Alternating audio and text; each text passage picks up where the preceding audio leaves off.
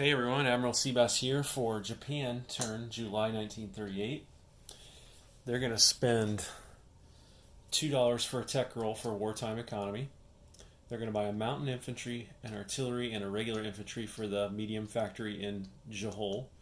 They're going to buy a regular infantry and a marine for mainland Japan, and they're going to save $2. So let's go ahead and do this tech roll. And again, they're going for wartime economy. So they need a 7 or higher. Missed. Okay. So this is going to be a pretty complicated move here for Japan. So let me set that up there. My targets this turn are, I want to take this territory right here back from the Communist Chinese. And I want to take this territory down here from the KMT. Now the problem is, this territory down here has 7 KMT units in it. A mountain infantry, 2 regular infantry, and 4 militia. So I'm going to have to use most of my naval. I'm going to amphibiously assault it, which is a little bit risky, but I can get 3 Marines in. And I got all my naval power that can. I'm going to try to take out as much of that as I can before they get to shoot back. Now, for this one, I still haven't completely made up my mind about whether it's going to be a land attack or a land and amphibious. If it's amphibious, I'll have to use this single Marine here to get an amphibious assault and let some of my Navy shoot. But I'm not exactly sure about that yet. The reason I'm thinking about an amphibious is because if some of my ships can shoot, they can take out some of these units before they get a fire back, because the communists will almost certainly hit this back, which means I want to take this with as few casualties as I possibly can. However, I think I just talked myself out of it, because even with a few ships, they're probably only going to take out 1, and they would choose the cavalry, which doesn't have a big chance of doing a lot anyway. So let's go ahead and do this. This transport here is going to move up here like this. He's going to bring this Marine into here. He's going to remove the target marker. Another transport here will pick up these 2 Marines and deliver them down there as well. And then this transport here is going to pick up this mountain infantry that's in Nanking. And the reason I'm doing that is because, in Peking, the reason I'm doing that is because, actually, you know what, he'll pick up this one here. Because if I take this and the mountain infantry survives, I've got a mountain infantry defending a mountain territory from a Chinese counterattack. Okay? And then all this entire Navy is going to move in here, and I'll have a ton of shore bombardment that I can do there. And I think, let me think about this for a second. Well, let me see what I can get into here before I decide on how much of my naval air power will go down here versus up here. So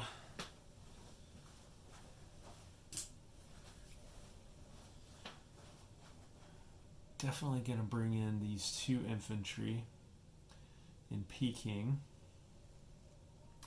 Definitely going to bring in this motorized infantry as well as this tank from Johol.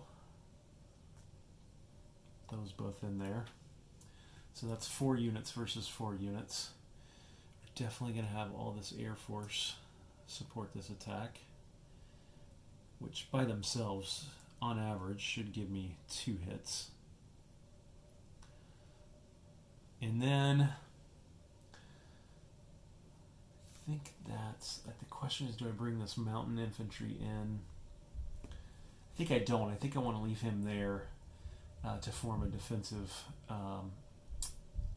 shield sort of in Johor or in Peking, along with probably this anti-aircraft and this artillery. So I will take, see here, I've got the naval air power here. So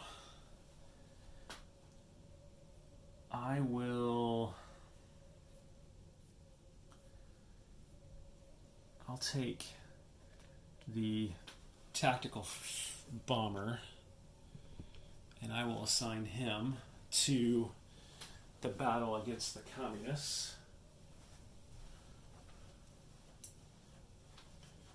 Right here, and I don't need to do fuel gauge because these all pretty much have either moved 2 or 1, and I don't think it really matters. And then the 2 fighters from the carrier, the escort carrier, and the fleet carrier will support this battle here in southern China.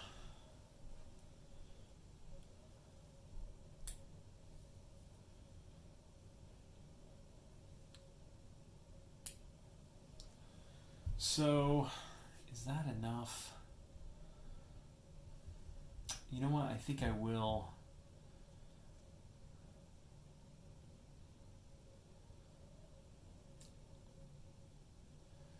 Put him down here too. So all the naval air will go down there. I do have all the shore bombard down there, but those will at best take out 2 units, is my guess. And so I need that air power to do more. So, so I've got 2 fighters and 2 tacticals. That should get me 2 hits against the communists. Between the tank and the infantry, that should be 3 hits. They'll probably get 1 to 2 hits back.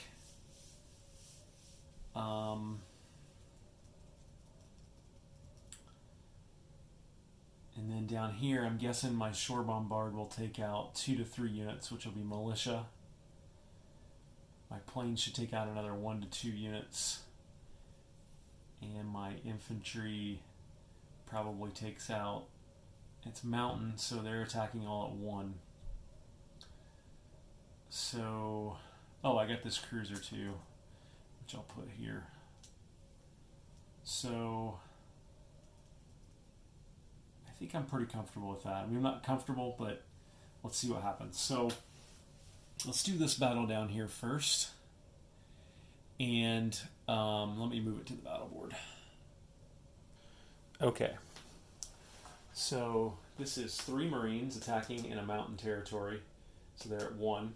1 mountain infantry at 2. 2 fighters and a tactical against a mountain infantry, 2 infantry, and 4 militia. However, the Japanese have 3 battleships, a battle cruiser, 4 cruisers, 1 light cruiser, and 4 destroyers doing shore bombardment. So the battleships will roll at 4 or less. So let's do those first. No hits. The battle cruiser and the 3 regular cruisers will be at 3 or less. Oh my gosh, no hits. The 4 destroyers and the light cruiser will all be at 2 or less, I believe. They are all at 1 or less, actually. So, and I realized I rolled the cruisers too high at 3 or less, but none of them hit anyway, so I don't think it really mattered. So, 5 at 1. And there's 1 hit. And it will not get a shoot back. So, that'll be a militia. Not good at all for the Japanese. Shore bombardment, we're learning you cannot count on it. So he will lose a militia. He will not get a shoot back. So now the Japanese will roll their tactical, 7 or less, target select 1 to 3. And that's a hit. 2 fighters at 6 or less, 1 hit. A mountain infantry at 2 or less, miss. 3 Marines at 1. Oh, there's a hit. So 3 hits will mean they will lose these 3 militia. Okay. So now the 3 militia will shoot back at 2 or less. Nothing. 2 infantry at 4 or less. 1 hit. Mountain infantry at 5. Nothing. Dodged a bullet there. So all the militia are gone. And Japanese will lose a Marine, which does not take double casualties. So round 2, no more shore bombardment, but these units are ashore and they do not suffer double casualties now. So tactical bomber at 7 hits, no target select.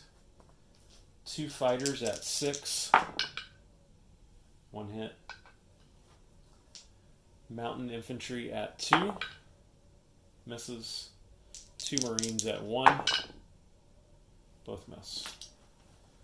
So we will do that. Those 2 infantry shoot back at 4. Take these off. Both miss. Mountain infantry shoots back at 5. Oh, he misses. Wow. Well, I think the Chinese can complain just as much as the Japanese could about their shore bombardment. So, Chinese have 1 unit left. Tactical at 7, misses. 2 fighters at 6. There's the hit. Mountain infantry shoots back at 5, and he hits. So, Japanese will lose another Marine. So at the cost of 2 Marines, Japan has taken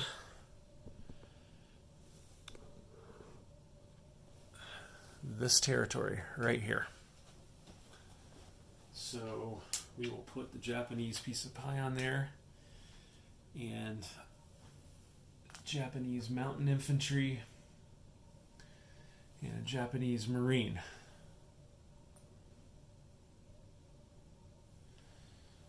And then all these planes that took part will just go ahead and fly back to their carriers. And I will do that off camera. And then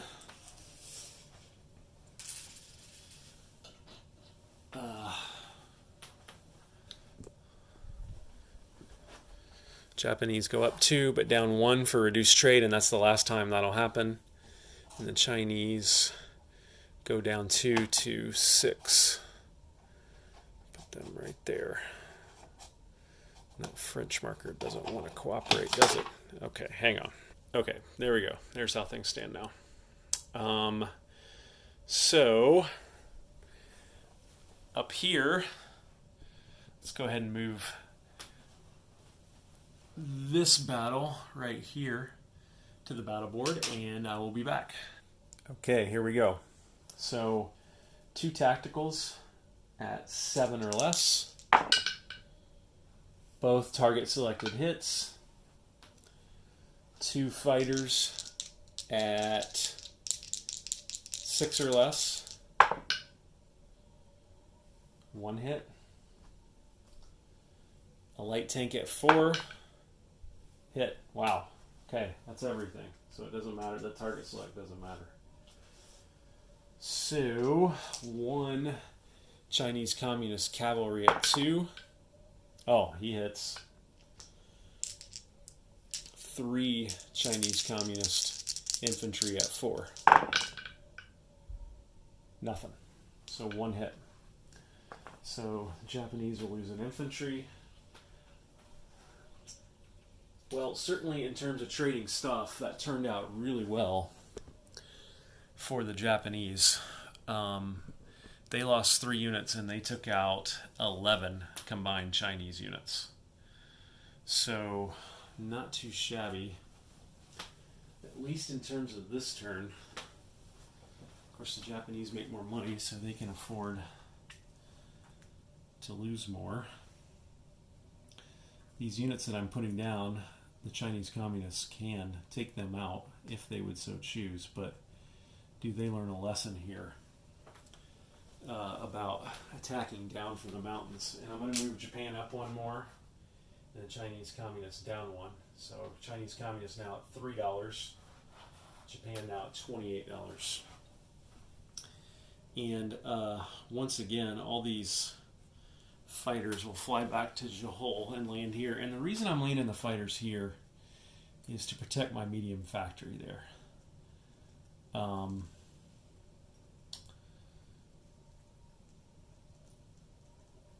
KMT could attack into here, although this artillery and this anti-aircraft are all going to move in here like that.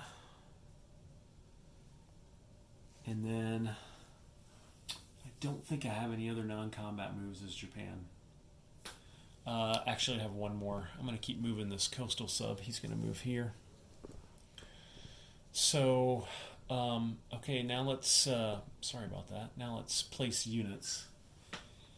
And actually I do have, I do have another non-combat move. I am going to move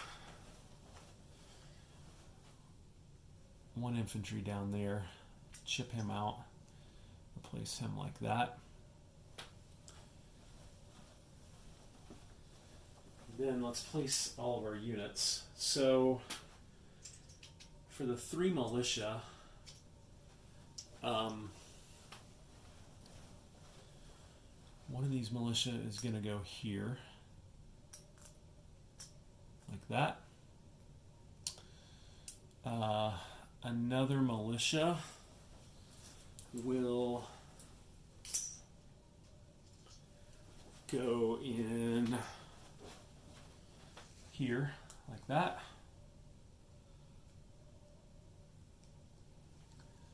And then, last but not least, we will put 1 more militia into Peking.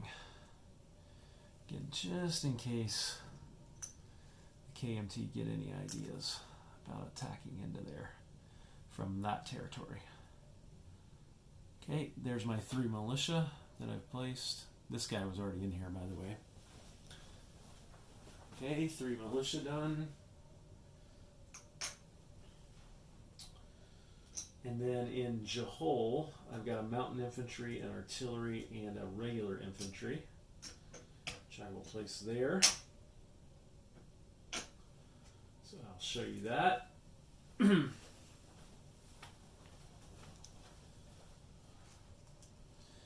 mountain infantry aren't really going to do me a lot of good until I attack into mountains, but it's just good to have them for the long term. Notice I've got 2 artillery now in the region. And yeah. And then last but not least, I've got another Marine and a regular infantry. And those will go right there at this major factory. Like that. And then, actually, I forgot, but I'm going to non-combat move one of those transports back there like that. And then I'll just move this guy in here under the protection of that fleet. Right there. Not sure if you could see that. So, I believe that's it for Japan. Quite an eventful turn for Japan and for China. Japan retakes this from the Chinese communists. Japan takes this from the KMT. Both could be hit. Japan builds by KMT, but we saw how well that worked out for the KMT. Not very well is the answer. Japan is now threatening Yunnan here in the south, which was the point of this move. This territory here is adjacent to Yunnan. Why is Yunnan important? Once the Burma Road opens, which I believe is, let me check.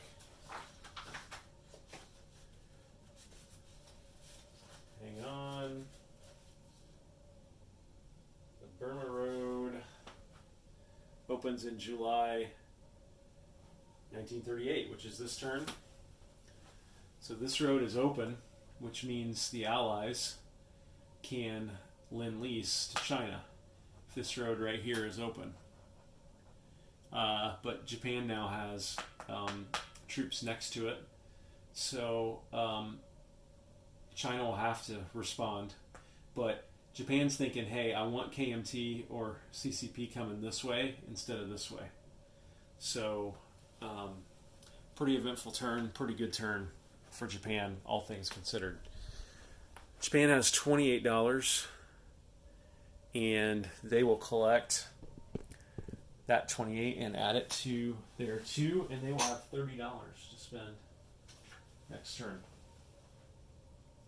So 20 and 30. Now, I need to roll for Japanese Imperial Guards. I lost infantry here and here. So I need to roll a 12. I think I lost 2 infantry, 2 Marines here. I lost 1 infantry here. So let's roll for here first. And if I roll a 12, I can promote 1 surviving unit. And there's a 12. So what that means is probably going to promote that mountain infantry. Since he already defends at 6. So this is a Japanese Imperial Guard marker. And I'm now going to put it underneath this mountain infantry. Like that. I'll kind of have to offset it a little bit so I know. So now he will defend at 6 in mountains. And then for up there, I've got to roll for 1 infantry that I lost. And again, I need a 12 to promote the survivor, and didn't get it. Okay. That is about it. And I already reduced the trade income for the U.S. Let me see if there's any other income increases that I just triggered. Don't think so. Although again, if Axis possesses Yunnan ever, which is right here, FEC gets +2. So I'll have to keep an eye on that one. But no, pretty good turn for Japan. China's going to have to hit back. Maybe up here, KMT can be a can opener for the CCP to try to slow down China. I thought about maybe slipping some CCP units into here and then having KMT can open into Johol for the CCP along with those aircraft. But so long as these aircraft are here, Soviet players not going to let their precious shiny aircraft go up against Japanese aircraft. So,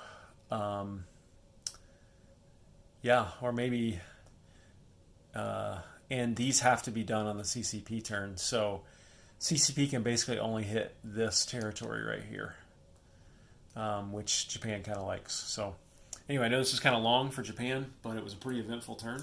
Hope you enjoyed it. I know I did. Admiral Seabass signing off.